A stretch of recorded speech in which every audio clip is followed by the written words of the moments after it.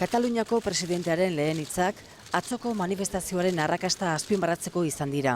Batez ere, esan du Masek, mundu osoak ikusi zuelako katalanek manifestazioan erakutsitako zibismoa. Artur Mas presidenteak esan du, 35 urtean Kataluniak estatu espainiarrari transizioa egiten lagundu diola, baina orain Kataluniaren txanda dela. Ara ens toca a nosaltres, el poble de Catalunya, de fer la nostra transició nacional. Artur Mas presidenteak uste du, Kataluniak estatu baten egiturak behar dituela, eta horretarako lan egin behar dela, naiz eta bidea erraza izanez. Res serà fàcil, però tot és possible. I l'objectiu és dotar Catalunya d'estructures d'estat. No serà fàcil perquè l'estat espanyol no ens ho posarà fàcil.